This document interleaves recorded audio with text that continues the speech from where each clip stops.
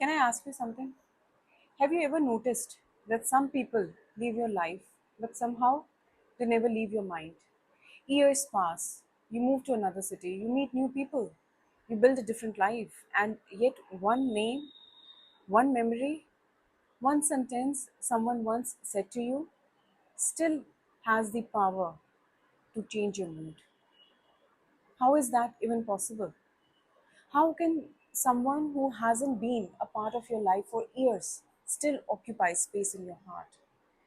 Maybe that's what a grudge really is. Not hatred, not revenge, just an old wound that never learned how to become a scar. I think most of us misunderstand grudges. We imagine someone who's constantly angry, someone who's bitter, someone who wants revenge. But in my experience, that's really what a grudge looks like. Sometimes a grudge looks like pretending you are okay. Sometimes it looks like changing the subject whenever someone's name comes up. Sometimes it's looking like saying I'm over it while secretly replaying the conversation in your head for the hundredth time. Because here's the thing, you don't replay memories that are finished, you replay the memories your heart still doesn't understand. Have you ever been reading a book and someone tears out the last chapter? That's what unresolved pain feels like. Your mind keeps trying to write an ending, an explanation, a reason, something that finally makes sense. Because human beings can survive pain, but uncertainty is much harder. We can live with the loss, we struggle to live with the questions. Why did they do that? Why wasn't I enough? Why didn't they choose me? Why didn't they apologize? Sometimes the grudge isn't about the person anymore, it's about the unanswered question they left behind. There's something fascinating about the human brain. Our brain doesn't store every memory equally. Think about your childhood. You probably don't remember an ordinary Tuesday afternoon. You don't remember every meal you ate, every conversation you had.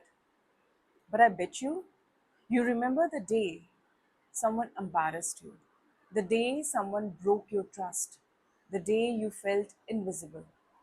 Why? Because emotions act like a highlighter. The stronger the emotion, the deeper the memory. Your brain is trying to protect you. It's saying, don't forget this. It hurts. Be careful the next time. The problem is our brain is brilliant at remembering danger. It isn't always brilliant at realizing that the danger has passed. Sometimes we are still protecting ourselves from people who no longer have access to us. Just think about it for a moment. How many conversations are you still having with people who aren't even in the room? Maybe it's a parent, maybe a former friend, a partner, a teacher, someone who criticized you years ago. They are gone. But every time you doubt yourself, their voice returns. Every time you try something new, their opinion becomes louder than your own. And without realizing it, they have moved out of your life but not out of your mind. I once came across a thought that stayed with me, and it said, holding on to anger is like drinking poison and expecting someone else to become sick. At first, it sounds poetic, but psychologically, it's surprisingly accurate. Every time we replay resentment, our body responds, our heart rate changes, our breathing becomes shallow, stress hormones increase.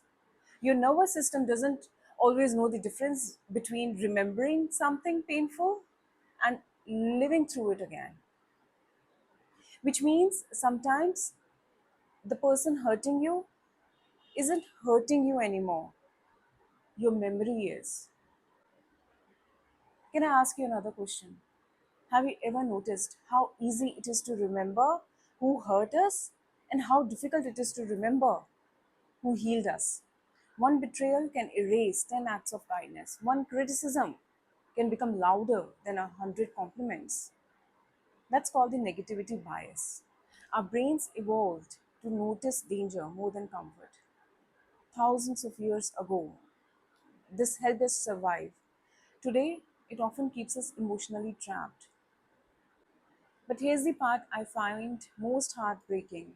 Sometimes we don't hold on to the person, we hold on to the version of ourselves that existed before they hurt us. The person who believed people kept their promises, the person who wasn't afraid to love. When someone breaks our heart, we don't just lose them. Sometimes we feel like we have lost ourselves. But what if healing isn't about becoming that person again? What if healing is about becoming someone wiser without becoming someone harder? Someone who still loves but with boundaries. Someone who still trusts but with discernment. Someone who still hopes without abandoning themselves. Maybe maybe that's what real healing looks like. Not returning to who you were, but growing into someone your pain could never imagine. Before we continue, I want to leave you with one question. And this question is not for me, but for yourself. Who are you still carrying that no longer walks beside you? I'm AK, and this is Silence Between Coffee.